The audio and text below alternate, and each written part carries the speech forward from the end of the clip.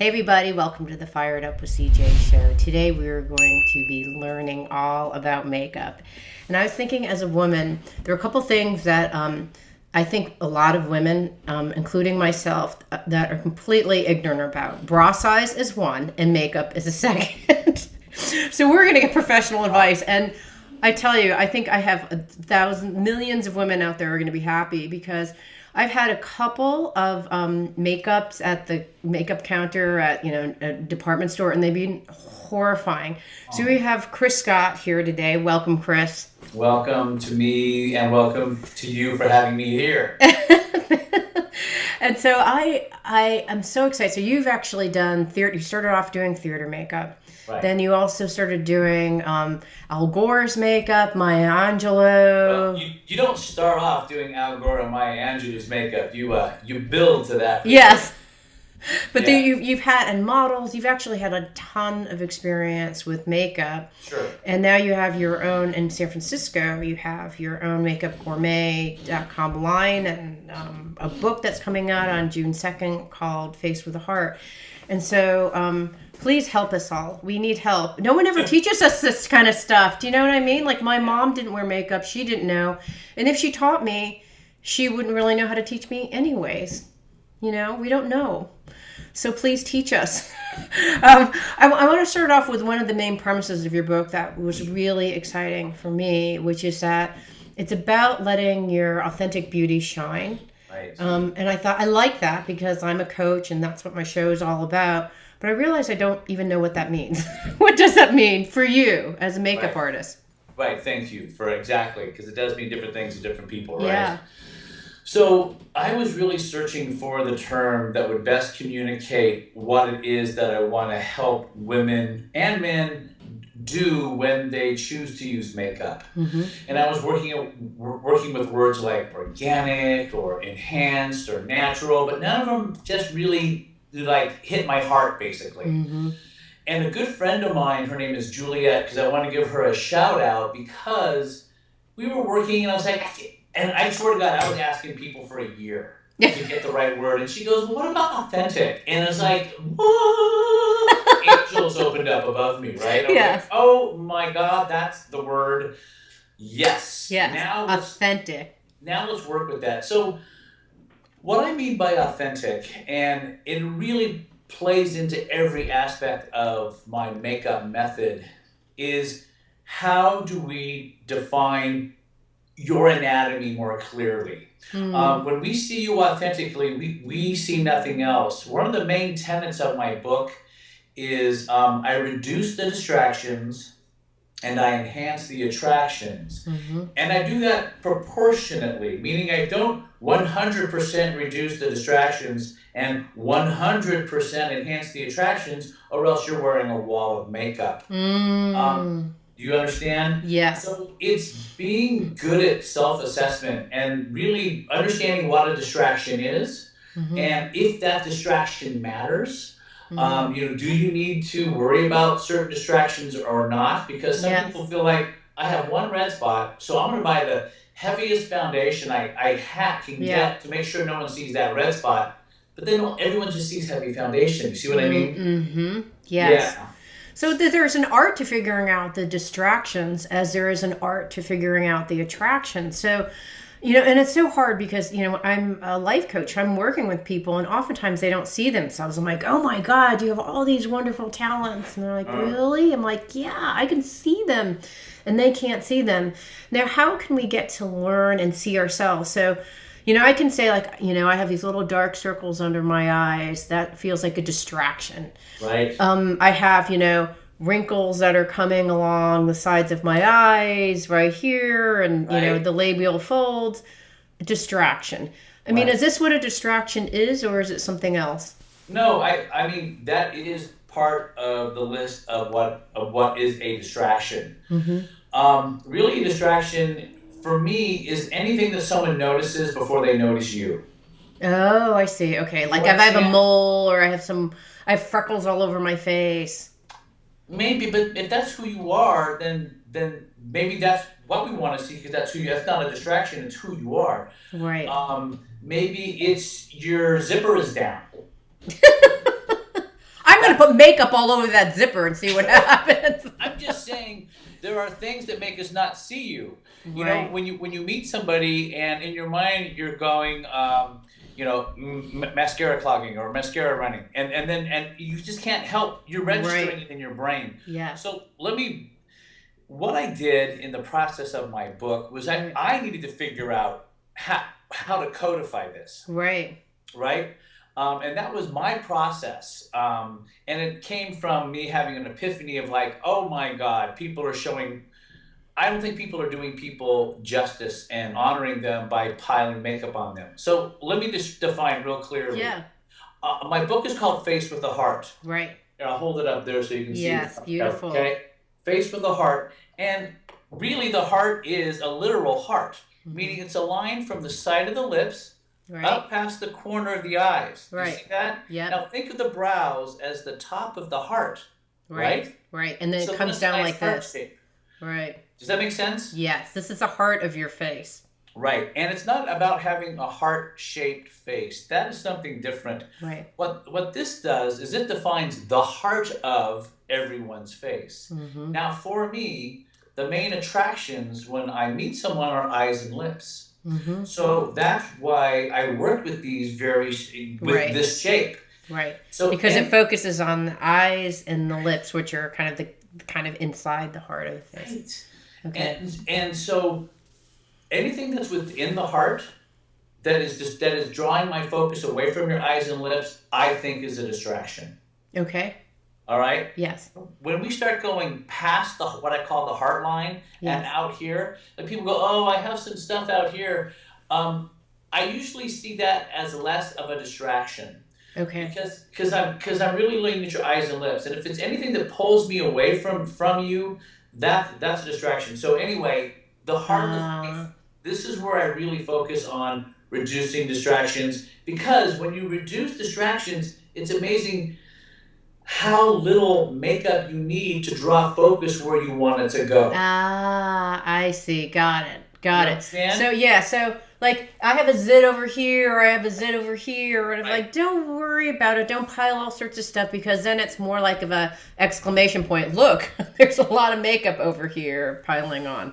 You know what I do is after I'm done doing skin, and then I look and I look for any distractions, and usually at that point, when I say skin, I mean how I do foundation, if you will. Right. I use very little foundation. I use more correctors, and we can talk about that. Yeah. But I'll just dot a little bit of the foundation, dot, dot, dot, a little bit of powder over those little tiny red dots. Yes. And it's amazing how little makeup you need to get rid of that top small distraction. Interesting. Because we want to see your skin. We want skin to look like skin, don't we? Yes. Yeah. So that's The thing about in your book, Face with a Heart, the thing that I love are these pictures with people, and they're just luminous skin. I mean, they look so natural and beautiful because you Right. can see the quality of their skin. So I think it's really important.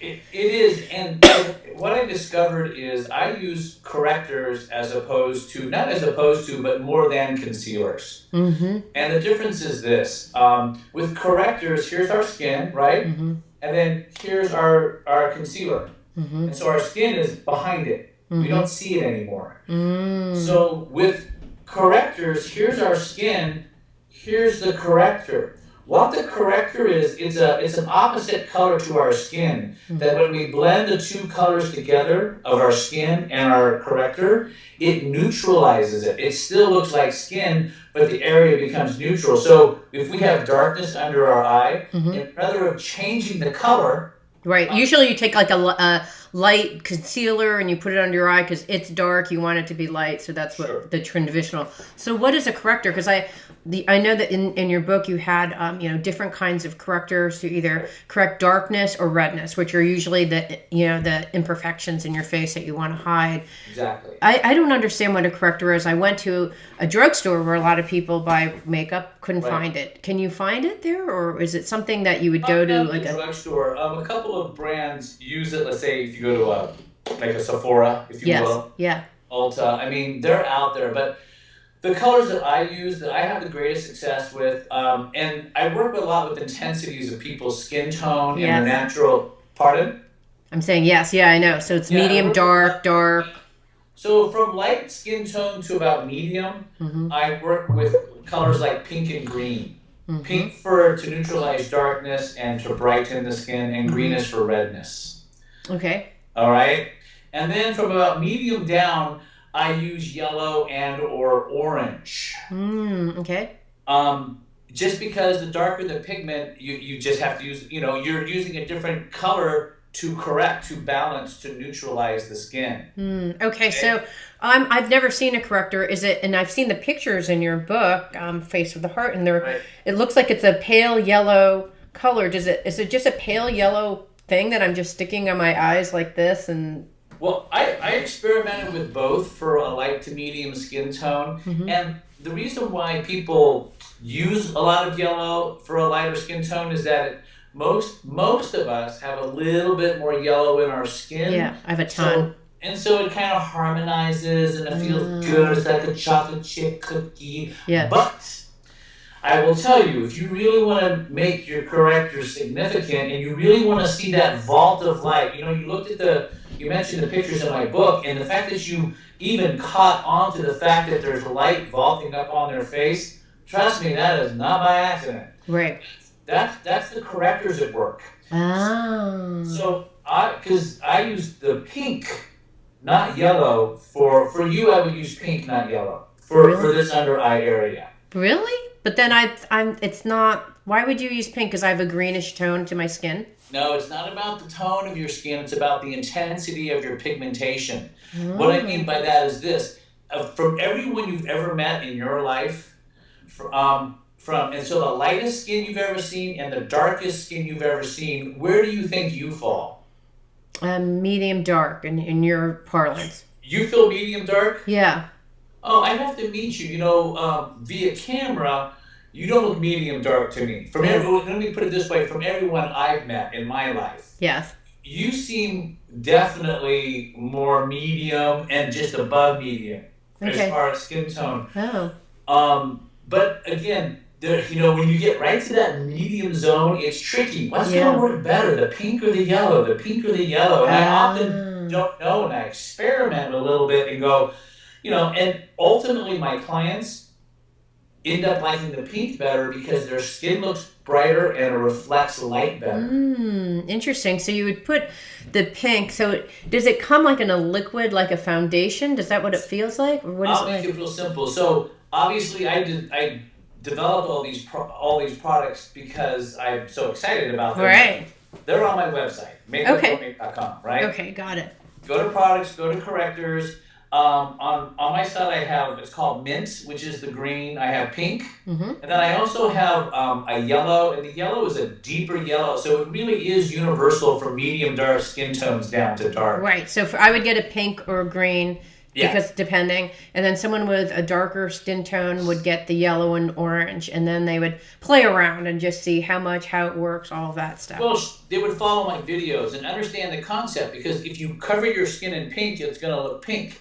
So remember, you're going to use half the amount than you used to use of your concealer to get the same effect, because you're neutralizing. So it's cool when you do this. You've actually, how can I say, you've altered the tone of the skin, so it maintains. When you put a concealer on, that pigment oxidizes more, so it starts to look a little bit more tired or weathered throughout the day, or it just loses its punch. But the pink, because it's an opposite color, it maintains its brightness, and so thus your skin maintains more of this vault of light, throughout the day. Right. Wearing Interesting. less makeup. Interesting. Okay. And what was interesting in your book, going back to this place and highlighting this, as you're saying, it's 80% corrector and 20% foundation, which I can tell you, I went to Sephora. I'm like, you ladies are all scaring me. I mean, you can seriously, they're terrifying. Like, you look at them, and I'm probably 2.5 feet away from them, and their face is terrifying because I can see like the caked on layered makeup. Right. It's awful, and that's what you were trying to escape, right? So when you look, it's just feels like they just fresh, vaulted, bright, luminous, but not kind of like layer upon layer. It feels more like a mask when I see people there. Well, I have 2 points, and the reason I say that is I want you to remind me that I said I had 2 points. So I know what Okay. they are. Um, 2 points about that. The first one is in terms of seeing yourself authentically when you're doing your makeup at home. This is what I urge you to do. You need two mirrors. You need a mirror that's really close, that Mm-hmm. maybe twists so you can be looking down when you're doing your eyes, so your eyes are, so you're not like, so the eyes are flat and smooth. But Mm-hmm. anyway, you need to a mirror that's close to see what you're doing. Right. But do not look in that mirror to see what your makeup looks like, because that is not what your makeup looks like, because it's Mm-hmm. distorted because you're so Right. close. Right. You need to look up to a different mirror, not take the same mirror and hold it away, because you keep looking at the same thing. It's a trick. You look up at a different mirror, and that's what you look like, Right. and that's what everybody else sees. What you see in the second mirror. Right. So it really gives you it gives you perspective on how much makeup you need. And if something looks off from that second mirror, that's something you need to fix. But if you look up, if you hear, oh, I'm not sure about that, and you look up and it looks fine, it looks fine. Ah, I see. Got it. I get it. Well, And those what's happening with those Sephora ladies? What mirrors are they looking at? Because I mean, it's seriously, there's so much makeup on their faces. I feel like I could take a little knife and scrape off an inch of makeup. so understand that there is makeup for makeup's sake, as Okay. opposed to applying makeup authentically. Okay. Now, a lot of traditional, especially cosmetic department makeup, and brands like MAC for sure. I Right. mean, they really embrace makeup for makeup's sake. They love makeup and they want people to notice their makeup. You Okay. understand? Yes. They want you to see their makeup. And in my opinion, it's really easy to have someone notice our makeup. I Right. mean, because we're putting it right on our face, so we're not Right. hiding it. Right. But the trick is, how do we use makeup so when people look at us, they see us more clearly and not our makeup? Right. I kept on saying to my husband, "Okay, I just read the book, Face with a Heart, and and I've used all these techniques. Do you notice that I've makeup on?" And he said, "No, I didn't notice that you had makeup." I'm like, "I have a lot more makeup on than I normally have." And he's like, "Yeah, I didn't notice." Like I was like, "Do you notice me, or do you notice like that I have makeup on?" He's like, "I just noticed you." He's just like, "Leave me alone. Like, what's the problem?" But I think that that's what you're talking about. Like if you watch the Hunger Games and there are these women with these like Right, fantastic, like bright right. blue, vivid eyebrows, or actually they did have eyebrows and eyeliner and all that stuff. That's makeup for makeups. It's just the beauty of ornamentation, almost like it's like earrings or whatever you're using your makeup for that. Which I think, I mean, there's a place for that too, don't you think? Uh, exactly. I'm saying that I believe in makeup for makeup's sake. I believe in art for art's sake. I mean, though, so yes, there's absolutely a place for that. But it depends on what you want people to think when you're talking to them. Right. Yes. Meaning, if you are in a position where you're in sales, Right. or you are, you're a consultant, or whatever, and you're trying to communicate to a client or just to a friend, whatever, those distractions can often get in the way of people hearing what we have to say, because Yes. we're so like, dang, you got a lot of makeup on. Yes. It's a Sephora girl scenario. But not all this, No, let's no, not I'm actually, this let's is pump my them. experience. Right. But it's okay. I mean, remember their job is to sell makeup. Yeah, that's your That job. I that's get their it. job, and so if they're not wearing it, they're not selling it. But like you said, you look at them and you go, I don't know if I want to, look like that. Well, I've just had so many horrifying experiences where I've had my makeup done and then I walk out kind of feeling awful, like I have a mask on or I'm trying to hide. And correspondingly, I had a girlfriend. I have two girlfriends, one in New York City who is just, she really knows how to do the makeup for Uh, makeup's sake. And I have a good friend. And my good friend, and then I've seen them at night, they're like taking all their makeup off. And I'm like, I mean, it's almost scary. I'm like, who the hell are you? Like, what happened yeah. to this person? Because you look so dramatically, I mean, it's almost horrifying because they look so different. Well, That's their game face, I guess, right? I know, but I think that there is something about, and you talk about, and you're going to have a telesummit coming up May 26th and 28th, and you talk about having people be in alignment with their inner and outer selves. To Uh, me, that's kind of a disalignment, right? And or unless I don't know, I'm not sure. I don't know what to make out of it. What do you make out of it? Here's what I make out of it. I have no judgment on how someone wears their makeup. Hmm. If someone asks me, what do you think? I'll tell them, Yeah. and that's just how it is. But for me, it's the same as how we dress. It's just who we are. Right. But I know that with my experience of working with, I mean, thousands upon hundreds of thousands of women, that the message I usually get is, I want to look better, but I don't want to look like I'm wearing makeup, but I still want to look better. And so, can makeup do that for me? And that Hmm. was really what struck me. And that's why I worked really hard on creating, my authentic makeup method, because Hmm. there is a way to do it. So let me describe real quick, because it seems a little bit like esoteric at the moment, Hmm. but there's a couple of things that are different about what I do, that, I mean, actually my method qualifies for a patent. It's that unique. Wow. Um, One thing is, I really researched Hmm. anatomy, the bone structure of the skin, and what I do, which seems, I don't know if it just seems like repetitive, but I apply makeup to your anatomy, Hmm. and by honing in on the true shape of your face, your bone structure, all those Hmm. details, and getting makeup in exactly the right groove, the right spot, it's amazing how you come into focus. But the makeup doesn't sit on top of you. It's like you come into clearer focus. Hmm. And it's true with every single step of the way, that with every technique you get crisper. Yeah. So my point is, well, that's not really my point, but what I want to say is that what I do does not mean natural makeup, meaning we always see the person before the makeup, because that's not true. I Yeah. describe natural makeup as you see the person before the makeup. But then there's also balanced makeup, which means you and your makeup, in terms of the intensity of the colors that you are using, are equal. And when I mean intensity, I mean your hair color, your skin tone, your eye color.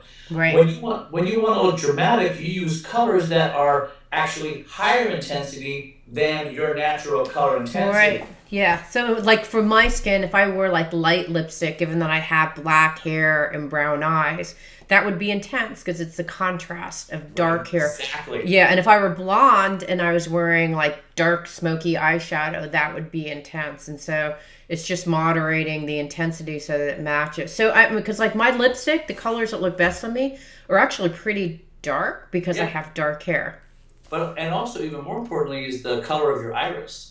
Hmm. So the intensity of the lip color, when it's about the same amount of darkness as your eye color, there's a nice balance happening, and we just kind Hmm. of relax a little bit, because Hmm. things are kind of in sync. If that Hmm. lipstick is darker or bolder, we're kind of drawn to the mouth and we're not sure why. And if the lipstick is kind of fading, we're kind of like, oh, we're getting near the end of the day and we're starting to, you know what I mean? But, Yes, but yeah. getting that intensity just right kind of just calms us, and we really see you without our brain, sending us messages about, oh, hope she's okay.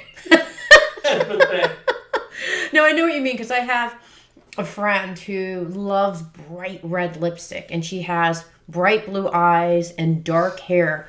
So when you see her, you're like, "Hi, lips." You know, I mean, that's like the first thing you notice. You're looking at her lips the whole time. It's you don't notice her Right. because she has these bright red lips in contrast to her bright blue eyes and this dark Uh, hair. uh, It doesn't register at all, but I do get it. so what she's wearing is what I call a trend look. Hmm. I really classify four looks: natural, balanced, dramatic, and trend. Uh huh. And all the trend look is when you make people notice one part of your makeup before anything else. Yes. And Okay. so by wearing a bright red lip, by wearing a cat eye, by wearing, super rosy cheeks, and everything else is kind of softer, you draw focus to one part of your anatomy, one part of your makeup. Okay. Got it. And so, but if you are doing big lips, big eyes, all that, you're no longer trending. You're just dramatic because because My that's friend fine. calls it the prostitute look. You're prostituting it. Something like that. But what's interesting is from my natural to my dramatic look, I don't use very much more makeup, if at all. It's just the colors. It's the intensity of the colors next to your color intensity. And so once you understand these basic techniques, it is amazing. And how do you pick colors? How do you know what's a good color? Yes. I have no idea. No, I'm serious. I look at the clues, what you're wearing, hair color, accessories. I get my clues, but I always put colors on my fingers, and I hold the color that I think might look good up next to the part of the face where I'm going to put that color, and then I can actually see it, and my client can see it, and all of a sudden they go, ooh, I like that, Right. Then it's like perfect because if that color is emotional, and so if that color doesn't turn you on, doesn't make you feel good, don't put it on your face. I don't care what anybody says. Right. If the makeup person says this works best with your face, blah, blah, blah. But if you're like, it kind of makes me look like a clown, doesn't matter, don't put it on. Right. I think that's the hard thing is that it's like when you go to the doctors. When I go, for me, because I know nothing about makeup, is I go to the makeup counter and like whatever they say, I'm like, okay, I guess. Like I'll buy it, I guess. You don't really know what. I think what you're saying is you like go and see, do you like it? It doesn't matter whether the makeup person likes it, but some people don't know, they don't really know. I know what kind of clothes I like to wear, but I don't know what kind of makeup I like. Well, before I do someone's makeup, I have a minimum 10-minute makeup interview with them. Wow. I have to, because if I don't know when you wear makeup, why you wear makeup, what you wear, if I don't know all those things, then everything I choose is arbitrary. But the minute I understand your lifestyle, and all those things, what actually helps me, because 95% of the choices now go away because they're unapplicable. Right. That's like when you walk in Sephora, there's like, it's overwhelming. Yeah. But if you say to yourself, you're looking for something specific, you want a cool red, and then 85% of lip colors disappear because you know what you're honing in on. And then you put those colors on your finger, don't put them on your lips first, and you hold it in front of your mouth, and you just kind of go, how does that make me feel? How does that look? And stand away from the mirror a little bit, and all of a sudden you go, I kind of like this color. Well, that's the one you should try on. Because that's the one's probably going to make you feel good. And boy, does it save, well, it saves me tons of time. Yeah. But it also will save you tons of time. My first book is called The Cosmetic Counter Survival Guide. How to buy the right skincare and makeup. And that book is really good. It's under 100 pages, and it makes you a really smart consumer. Meaning it arms you with the information you need before you walk into the store so that you get the best service, and you basically walk out of the store with a bag full of stuff that you're going to use. That's really important because it's expensive. You walk out, it's like $150 later, and then you're like, I don't even like this stuff, and it sits in your drawer, and then you throw it out after a year, and it's like, it's much better to be well prepared so that before, like, I'm looking for a cool red because I know for my skin tone, or I'm looking for a red or pink or green corrector. I also love the idea of putting the lipstick on your finger because you put it on, then you're like, that's not the right color. Oh, and by the way, now your lips are screwed for testing all the other colors. Game over. I know. But also, so it just works out this way, but it's kind of cool. The tips of our fingers tend to be a little bit more pinky because that's where blood's trying to circulate. It hits it, and so they're a little more flushed, which means usually the tip of our finger is closer to our natural lip color. So when we put lipstick on it, we really do get even a better idea of how that color is going to look on our lips because the undertone of our lip is usually pretty close to the undertone of the tip of our finger. Oh, that's brilliant. It's brilliant. It is brilliant. Okay, I want to go back to what you said when you were researching this, is that you're looking at a person's anatomy. And the part that I got the most about was putting in the, the highlighter or contouring of the face, because you talk Uh-huh. about, and I actually read the book and I wasn't quite sure, because you're talking about there's a shelf and there's like a part where your Right. cheek goes down. Tell us a little bit, because I think that really demonstrates what the anatomy of the face is all about. So facial contouring. Yeah. Okay, so what's really cool is when you isolate the heart of your face, Face, right? right? And you've used correctors along those borders and within where you need it. And then you do just like a light layer of foundation over the top and powder it. You have this beautiful vault of light happening. So you don't want to bring anything inside of this, or else it's going to distort that vault of light. Ah, So okay. these are nice guides to know how far in you're supposed to go with your contouring. Ah, okay. But basically, the cheekbone works like this. I'll give myself more light so you can see it. Light falls and it hits what I call the shelf of the cheekbone. And that's where the cheekbone just starts to roll outward. Do you know what I mean? So Um, it's right here. okay, got it. So it's like right here. Yeah. And Okay. then when you roll down a little bit, that's where the cheekbone crests. That's where it crowns. Right. And that's sort of the peak of the cheekbone coming out this way. Make Okay, sense? so yeah, so the it sticks out the most from here to here. Like I feel like a little arc right there. Yeah. So where it's peaking, that I call that the crest. And Okay. then underneath that, now watch this. When I put my hand along that, you see the shadow falling along my. Yes. Uh-huh. So two things are really cool about this. So I mean, that's what you want to create, is how shadow naturally falls, right? Oh. And so shadow naturally falls right after the crest of the cheekbone. As the cheekbone starts to gently curve back into your face, that's where you smooth on your contour, because Ah. you want to simulate shadow. Ah, okay, got it. So it's this area here that you're doing it up Perfect. until like you said, right around where The there's heart line. the heart line. Okay, Don't got it. So go you past the heart line. right. So I go here and I go all the way from the kind of little ball that I feel down and around here. And look where your finger is when you come forward. You see how your finger is pointing towards the corner of your mouth right Yes. now? Yeah. That's exactly what you want to have. Because if it's going below, it's going to draw your face out. So when that contour is coming in, it's coming right to the corner of the mouth. Do you see that? Yeah. That's true for about 90% of the faces I work with. Wow. There are So you some. would put the contour all the way from here all the way up here? Well, let's do it another way. Start back here Right. and brush forward. We want the contour darkest back here. Right? And then it softens, disappears as it gets towards the Got heart line. it. Okay, got it. So what happens is you have this beautiful heart shape, and then when you contour on the side, that's what pulls the face back. So in contrast, right. you have a vault of light here, Right. and then the face pulls back like that, so the attractions are presented a little bit more forward. Ah, sense? right. Because dark pulls back, Recedes. light recedes, and light pulls forward. So you're Yes. you're kind of like it's like a little spotlight on your face, on the heart of your A face. heart-shaped spotlight. Yes. And I'll I tell get you that I work with straight lines. So that heart line is a straight line. Now, a lot of people want to draw soft, rounded lines. Yes. Don't. Why? I will tell you why. There's a few places in my makeup application where I really stress straight lines. Think about it this way. Our face is three-dimensional. It's no matter what we put on our face, it's curving in space. You understand what I Yes, mean? absolutely. Yeah.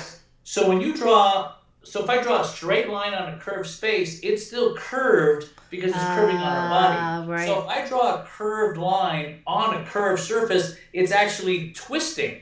The line is not only, you know what I'm saying? It's curving, but it's also twisting. Yes. And so you're not maximizing the energy of the light on your face. Right. So, right? Yes. It's a trip. And when I discovered this, I freaked out. And then I said, okay, I have to try this on the next 1,000 people to make sure that this really works. And it has, what I love about every technique in my book is that it works on every face, every lifestyle, meaning no matter what you want to look like, these techniques work. Right. They're not exclusive. They work on everybody.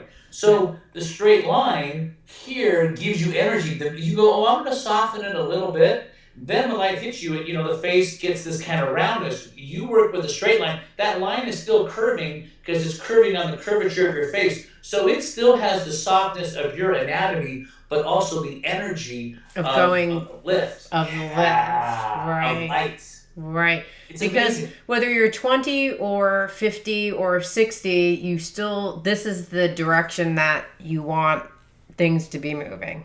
Right, and so in my book I have one great picture called the vault of light, and what happens is when I apply corrector, the pink or the yellow that I use under the eye, because our eye is a socket, right? We Right? all have eye sockets and Mm-hmm. darkness, except for models. For Right. some reason, we look in magazines; they don't have eye sockets. Where would they Right. go? So where are their eye sockets? So here's what I do: instead of like enhancing this curvature, I take my corrector and I go past the eye socket. You understand? A Yes. straight line. Uh-huh. And then I do it straight down. And then I do a 45-degree angle with that corrector up on top of the shelf of the cheekbone. This Oh. way. So I'm not going by the corner of the eye. I'm heading out to the shelf of the cheekbone, that area we just talked about. So Whoa. it is a triangle shape. Wow. But it looks like a check mark because the Yes. line under the eye It goes straight like down. this. Yeah, the check mark is it goes this way and then that way. Straight out. And that energy, even though that line we're drawing is curving, Right. it's because it's on our face, right? It still has an energy line. So you get the corrector out here on the cheekbone. So when light is climbing up the vault of the face, it hits the chin, it goes up to when it gets to the corner of the eyes, it expands explodes out, outward. right? Because it travels up the cheekbone. Wow. And it's beautiful. Wow. So see, I would have thought so. When you put concealer, and I've had this demoed, it's always like you go like this, the little circles of your eye. But why? So that's what light is going to catch. If you put stuff there, light's going to catch that roundness. But we don't want our eyes to we want to drop straight line because we want energy up under our eyes. Right. So it's almost like you're drawing like this is kind of highlighting you're thinking more about the light and where you want the light to go than you are thinking about I want to hide this, boom, make that lighter. What you just said is exactly right. You direct the traffic of light on your skin and how you apply. Can you see this very well or no? Yes, I can. So you see all those, there's lines there where I show where like the under the eye, you see it's a check mark that goes Yes. straight down the side of the nose. Yes. That's where you would use your pink or your yellow, and then the outer lines, from the nose, from the lips past the eye. Those are my, But my do you heart literally line. use it in the line, or do you fill in the line from below no. the eye?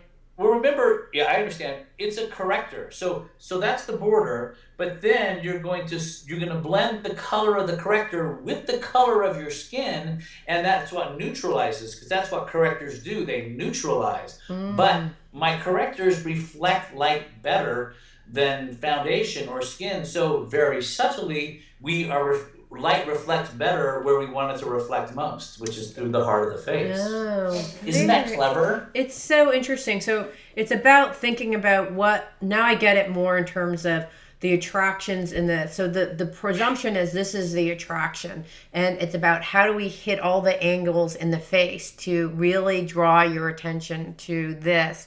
Right. We see this. And so the makeup is how does the makeup make that happen? Yeah.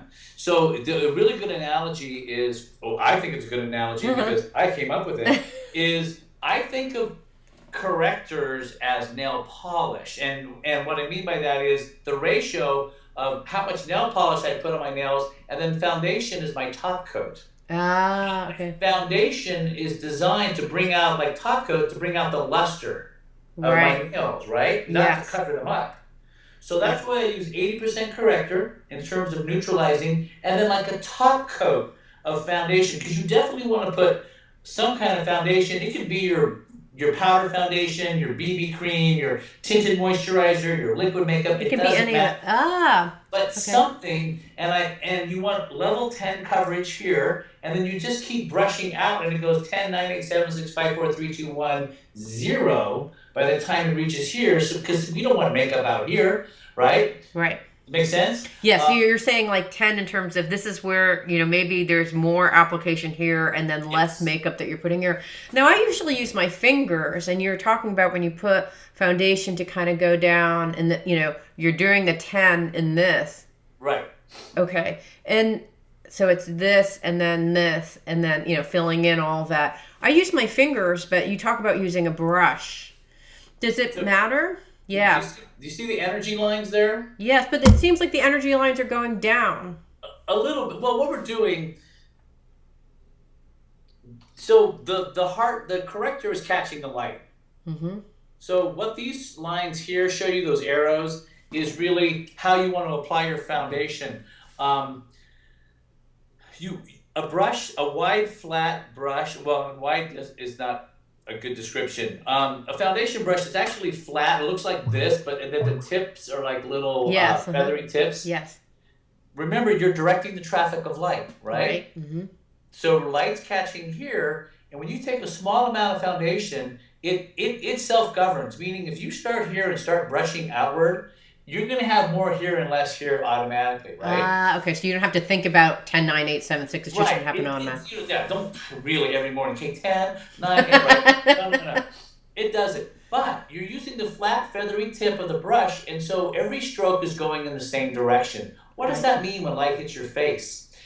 Right? Because when you polish a table or you want to give something a shine, you want light to bounce as evenly and smoothly as possible. Right. So by brushing in the same direction, when light hits you, it bounces evenly and cleanly. If you put your makeup on like this, or smooth it like in any kind of circular motion or different direction, when light hits you, it travels on those because you told it to go there. Okay, I get it. I get it. I do get it now. I didn't get it. And it's really subtle, but it's like a symphony in that, all these little instruments are harmonizing to create that beautiful, authentic finish, Mm-hmm. right? It's not just how you put the makeup foundation on or how you put the corrector on. It's that being. Yeah, it takes a while to really feel it, but once you can sort of assemble that orchestra and get those instruments to play the right tune, everything happens at the same time. It's beautiful.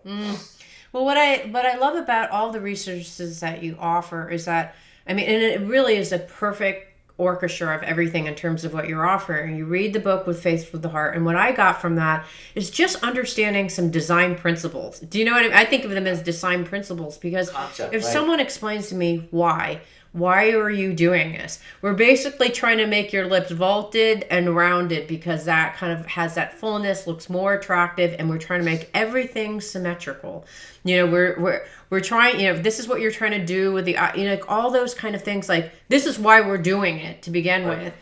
That's in the book, which you don't necessarily get in the videos, but you can get in the book. And I think that goes a long way because once you understand why, for me at least, I know, okay, I get it. Like now I understand conceptually what I'm trying to orient myself towards, having this vaulted face, having light spread evenly.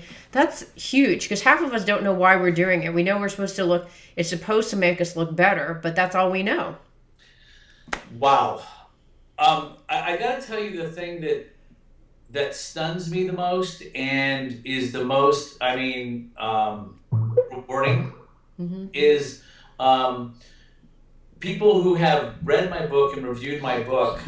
What I love is I work really hard to communicate, right? Mm-hmm. And as I started to, and my book is in two parts. The first part really is the theory of authentic beauty. The whole first half of the book. Yeah. And it's worth it to just kind of read it and let it kind of sink into you. But when I started writing the second half, what you just said, it dawned on me. I said, why on earth am I going to tell somebody how to do something if they don't know why they want to? Or whether it works for their face, right? Which, like you may listen to a Michelle Phan, whatever video, and you can look like, Snow White or whatever she's trying to do. But if it doesn't work, you don't know how to do it because that's her face and how it works for her. You don't know how to work with your face. It kind of doesn't matter. Do you know what I mean? You can watch it and it's helpful. And if you're really a makeup person, you can do something with it. But if you're not, I don't know what to do. So here's the thing. there's a lot of great makeup artists in this world. Yeah. Obviously, there's a lot Yeah. of great chefs, a lot of great at everything, right? Yeah. Um, where I am lucky and gifted and talented is in teaching. Mm-hmm. I think I'm a good makeup artist, but I do think I'm a better teacher, and mostly because I care. Yeah. I want people to get it, right? Mm-hmm. Um, and that's the difference. Makeup is entertainment. I will tell you, when I am doing like a trade show or something, I play time lapses of me doing makeup, Yeah. and people have to watch it to the end.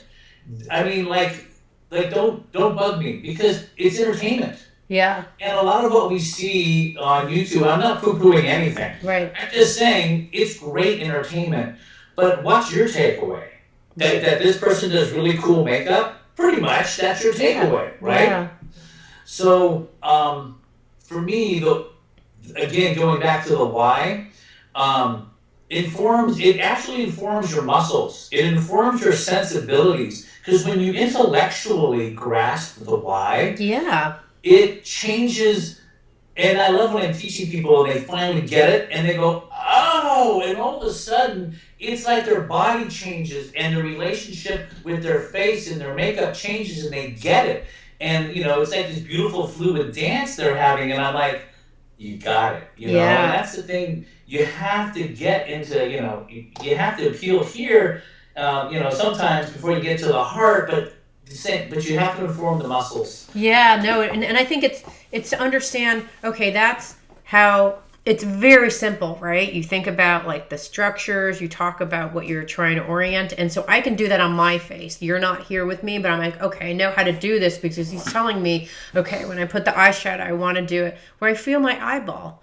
That's when I want to do it. And I want to put this where I feel my crease, right? But if I go to a makeup artist at a department store, they're going to do it. And I'm like, I don't know how to replicate this thing. And they can't explain to me how to replicate it, even when I do like it. Right. And so you kind of walk home with a bag of makeup that you don't know what to do with versus reading your book. And what I thought was really brilliant is so you have your book and it kind of helps you figure out here how to kind of train, like, what is the goal? I'm a business person. What's the goal? What are we trying to achieve? How do I do it?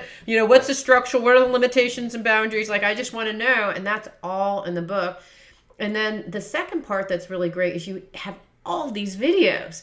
So when I was like, I'm not really sure, then I could look at the video and it's like, oh, I see. Like, I see him applying the makeup. Oh, I see. This is how you do eyebrow, like he talks about in the book, but now I see how to do it through the video. So it's really a beautiful coupling. And then you have the makeup that you sell too. It's a complete package, and it's something. I mean, it's a business model that I've been working on. Yeah. Because I work with clients privately in San Francisco, and I train makeup artists. So I also teach other artists this method of makeup application, and they love it because no matter who sits in their chair, they can do their makeup because it's a system that's honoring that person's anatomy. And so it's real simple. It's not, oh, how am I going to make you pretty? I mean, it's not that concept doesn't even exist in my world. Yeah. It's like, how do I make people see you more clearly? Oh, that I can do. You know? But you know what I have to say? I'm trying. I'm still learning how to put the makeup on, and I got some more tips today. But I was looking myself in the mirror and I thought, I actually like how I look. Like, I'm not horrified. I'm like, I actually look better and I like it. And I was kind of shocked because I've had just a horrible relationship with makeup. So to actually look in the mirror and go, I actually like how I look is huge, I think. For me personally, that I've struggled with this thing is just, it's really huge. So tell us about all the different things. Your book is coming out on June 2nd. You have a telesummit on May 26th through 28th, and like a wonderful cast of people. You have other makeup artists, life coaches, a bunch of different people. Tell us about what's going on in the next couple weeks for you. Well, obviously, I'm doing interviews like this and doing a lot of social media chatter. But what we're offering people who are interested in getting the book is they go to makeupgourmet.com, and right at the top it says book launch. Actually, we just put a pin note on it. And you just give us your name and email, and it will send you a reminder June 2nd to get the book. Mm-hmm. And all of my guests plus other partners are offering really valuable, sort of authentic gifts that pertain to their industry. Mm-hmm. So you can pick and choose the ones you want. So really, the $24.95 you're going to spend on the book is going to be like a $5,000 value, if you will, because the content you're going to get from all these partners is really valuable content, right? Cool. Yeah. So we really are reaching out. We really are trying to encourage people to take advantage of the opportunity to, A, get the book, but B, also benefit from really some amazing people that we've assembled, Mm-hmm. and to glean from them. The telesum is going to be amazing. It's 3 days. We have 3 guests on per day, and you just sign up for it. And if you can't come and see it when it's on, you can get an MP3 of it. So it's not like you're going to miss anything. Right. But it's good to sign up because you get it. It's free. And Yeah. I mean, trust me, the people that we have on, amazing. That's great. I mean, the information that's going to come out is going to be so inspiring. So I hired a business coach last year because I needed one, and I had been interviewing business coaches for over a year. Whoa. Because I knew what I needed, right? And so my business coach is going to be on the last day. Oh, fantastic. And that's really helpful. And I'll tell you, people, entrepreneurs like us and small business owners, we all have something great to offer, but it's how to deliver it in a nice package, Mm-hmm. And so going back to what you were saying, what I want to do is no matter where you are in the world, as long as you have an internet connection, I can help you with your makeup. Wow. Okay. Excellent. I love that. Yeah. So I could do a Skype video, and you could say, "Okay, CJ, here's what you need to do." I do Skype consultations. I love that. Okay, great. I love it. Okay, thank you. We have Chris Scott, and we're talking about his book, Faced with a Heart, that is coming out on June. It means so much to me that you're listening to the show. I would love your support in any way by giving me comments below, or to subscribe to the show, or share the show with friends. Thank you again for your support. Love and blessings.